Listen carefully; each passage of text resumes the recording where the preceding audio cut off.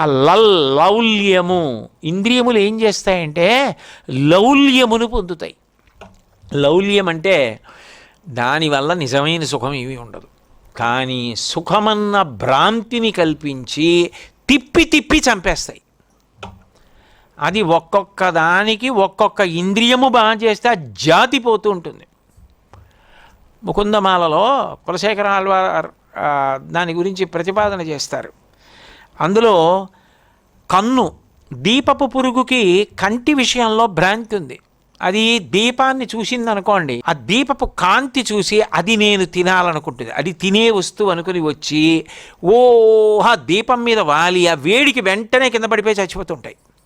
కిందంతా పరుపేసినట్టు చచ్చిపోతాయి దీపపు పురుగులు. అయినా కొత్త వచ్చి వాలి పడిపోయి రెక్కలు ఊడిపోయి కింద పడి చచ్చిపోతుంటాయి. బల్లు వచ్చి తినేస్తుంటాయి. బల్లులు తినేస్తున్నాయి, అన్నింటికి రెక్కలు ఊడిపోయాయి, అన్ని కింద పడిపోయాయి, అన్ని చచ్చిపోయాయి, నేను తినడం ఏంటి అని వెనకనున్న దీపపు పురుగు అనుకోదు. ఒక్క కంటి విషయంలో భ్రాంతి కలిగితే దీపపు పురుగుల జాతి నశించిపోయింది దీపాన్ని పట్టుకుని. ఇక రెండవది చెవి, లేళ్ల జాతి పోతుంది. ఎందుకని అంటే ఏదో కొద్దిగా అది తినే ధాన్యమో ఏదో చల్లేసి పైన వల వేసేస్తాడు. అది ఏమిటంటే కింద వలని చూసిందనుకోండి, ఎందుకు చిక్కుకుంటుంది, వల ఉందని తెలుసుకుంటుంది. అందుకని వేటగాడు ఏం చేస్తాడంటే చెట్టు ఎక్కి కూర్చుని పాట పాడతాడు. దానికి శ్రవణేంద్రియ లౌల్యం. దానికి ఏమిటంటే మంచి పాట వినపడితే చాలా సరదా. అందుకని అది ఏం చేస్తుందంటే ఆ పాట వినపడితే అదేం పెద్ద ఏదో ఎంఎస్ సుబ్బలక్ష్మి గారి పాటో ఘంటసాల గారి లాగో పాడక్కర్లేదు, ఏదో పాట పాడితే చాలు. ఆ పాట వింటూ పైకి చూస్తూ పరిగెడుతుంది. పరిగెడితే వల్ల పడుతుంది. వల్ల పడగానే ముందు కాళ్ళే విరిచేస్తారంటారు రుసుమండి. ఎందుకంటే ఇక మళ్ళీ పరిగెత్తి పారిపోకుండా దుడ్డు కర్ర పెట్టి కాళ్ళ మీద కొడతారంటారు. లేళ్ల జాతి నశించిపోతోంది. నేను చదివిన యథార్థంగా ఉంటాయంటే నాకు తెలియదు, మరి నేను చదివింది అది ఇంద్రియముల చేత అలా పోతాయని. అలా లేడి జాతి పోతోంది.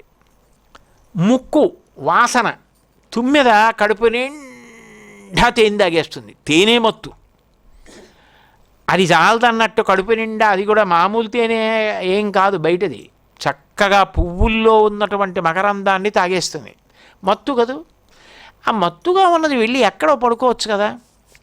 వెళ్ళి పద్మంలో కర్ణిక ఉంటుంది, మధ్యలో దుద్దులో ఉంటుంది. అక్కడ చుట్టుపక్కల రేకులు, ఆ పద్మానికి ఉన్న కేసరాల్లోంచి పరాగంలోంచి సువాసన వస్తూ ఉంటుంది. ఇక్కడ తేనె తాగాను కదా, హాయిగా హంసతూలిక తల్పంలా ఉంది, దీని మీద పడుకుంటానని ఆ పద్మంలో పడుకుంటుంది. ఆ సువాసన పీలుస్తూ కళ్ళు మూసి నిద్రపోతుంది. సూర్యాస్తమయం అవుతుంది, ఆ పద్మం ముడుచుకుపోతుంది. దీనికి తెలివి వస్తుంది. ఎగురుదా అంటే ఏది, రేకులు మూసుకుపోయి ఈ లోపల ఎగురుతూ ఉంటుంది. కానీ చీకటి పడే సమయానికి ఏనుక్కి దాహం వేస్తుంది. ఏనుగులు అప్పుడు వస్తాయి. గజేంద్ర మోక్షణంలో రాలా మబ్బులు గుంపులు వచ్చినట్టు అవి వస్తాయి. వచ్చి తొండంబుల పూరించుచు గండంబుల చల్లు కొనుచు గళగళరవముల్ మెండుకొన వలద కడుపుల నిండన్వే దండ కోటి నీటింద్రావెన్. అవి సరోవరాల్లో దిగి ఆ తామర పూలు పీకుతాయి. పీకి కింద పడేసి కాలుతో తొక్కుతాయి. ఇప్పుడు ఏది పోయింది, తుమ్మెద పోయింది. ఎందుకు పోయింది, ఎక్కడ పడుకోకూడదు తుమ్మెద, ఆ సువాసన కోసమని తామర పూలో పడుకుంది. అదే చెడు తెచ్చింది.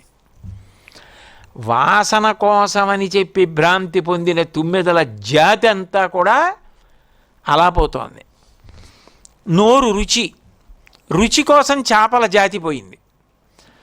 ఓ సూది తీసుకొచ్చి ఇలా ఉంచుతాడు, ఉంచి వానపామును దాన్ని తీసుకొచ్చి దాన్ని ముక్క కోసి మధ్యలో కన్నం ఉంటుందిగా, దాన్ని సూదికి తొడుగుతాడు. తొడిగితే లోపల సూది కనపడదు, వానపాము ఒకటే కనపడుతుంది. ఇప్పుడు దాన్ని ఏం చేస్తాడంటే తీసుకెళ్ళి ఓ కర్ర కడతాడు. కట్టి కొంచెం ఆ తాడుకి పైన ఓ పేకబెత్తం అంటారు, తేలిగ్గా తేలుతూ ఉంటుంది, ఆ పేకబెత్తం కడతాడు. కట్టి దాన్ని నీళ్ళల్లో వేస్తాడు. ఆ ఇనుపది కొక్కెం వానపాము ముక్కతో ఉంది కదా, ఆ బరువుకి కిందకు ఉంటుంది, పేకబెత్తం తేలుతూ ఉంటుంది. నీళ్ళ లోపల చేప పెడుతూ ఉంటుంది. దానికి కడుపు నిండా ఉంది, కడుపు నిండిపోయింది, వెళ్ళిపోవచ్చు కదా.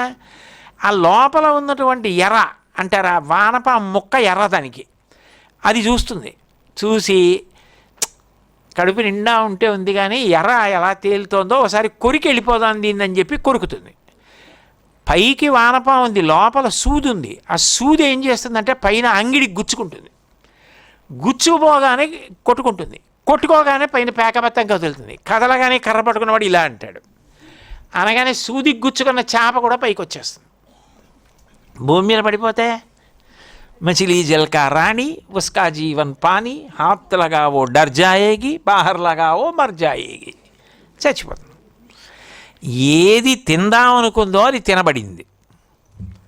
నోటి లౌల్యానికి చేపల జాతి పోయింది.